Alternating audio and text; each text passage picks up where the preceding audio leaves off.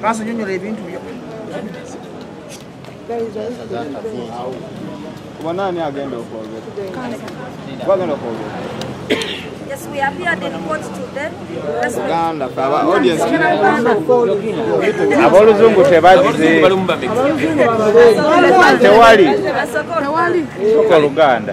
Bana ituze mu koti wano olwaleero ensonga ziri bbiri enkulu ekisooka omulamuzi alina okubeera ng'awulira omusango guno agutulamu tabaddeewo ng'enkola ye bwetera okuba amanyi okwebuzabuza so n'olwaleero tabaddeewo ne batusindikewo omulamuzi omulala n'abeera ng'omusango guno agwongeddeyo paka nga 5 August 2019 bwe tugenda okukomawo n'omusango gutandika okuwulirwa.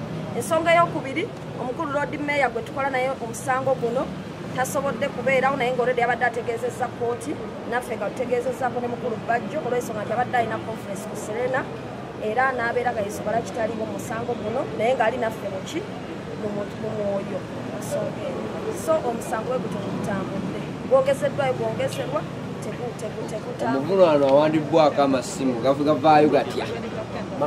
Omusango gubadde gwakutandika kuwulirwa olunaku olwaleero abajulizi batandika okubeera nga bajja naye era ekitwewuunyisizza ne President Museveni gwe twali tusuubira nti alina okubeera nga mu kkooti mwali olwaleero tubadde tetumulabyeko so tubadde tuweewuunya bagenda kutandika batya okuwulira omusango era kirabika y'ensonga maybe lwaki n'omulamuzi yeekwese kubanga omujulizi waabwe omukulu tabaddeewo alina okutandika okubeera nga awolereza prosecution.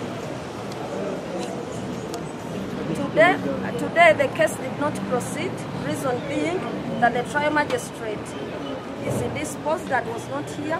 So the matter was referred to another magistrate for just an adjournment, and the case has been adjourned to the 5th day of August 2018. Secondly, the Lord Mayor with whom we are conducting this case was not able to appear today, but he duly communicated to court and to the client, to Mr. Bajjo and to myself. He's attending a conference at Serena Hotel, but still the case did not proceed, so we just adjourned the matter.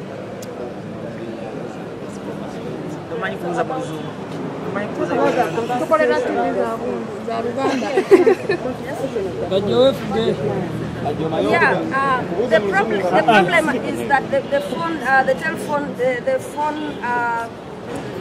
of Mr. Bajjo has been confiscated by the court, but the reason it's because there was some bit of confusion. At first they told us we were supposed to sit in court 6, and then when we went to court 6, again they changed, and then they decided to have the matter heard in chambers.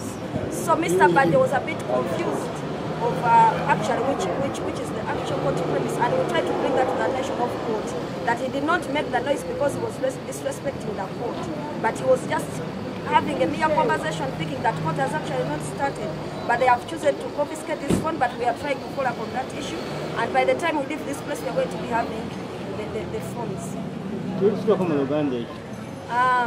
Essimu za Bajjo kooti eziwambye ng'ebadde egamba nti abadde disrespecting kooti kubanga abadde ayogerera mu korido, wabula kye tutegeezezza kooti nti wabaddewo okubuzaabuzibwa kubanga kooti bwe yabadde alina okutuula ewatuufu baatujje ne batugamba tugende mu kooti 6, naye ate bwe tukkiridde mu kooti 6 ate nayo ne batujjayo ne batuula mu chambers. Kati mukulu Bajjo abadde ng'ayogeramu n'abantu ebweru nga tamanyi nti actually mwe tugenza okutuula yeki ye kooti, so tugezaako kutegeeza kooti ensonga eyo naye neebanga still esigazza amasimu naye twogeraganyizza ne batugamba nti essimu tugenda kuva nazo wano era essaawa yonna bwenva wano ngenda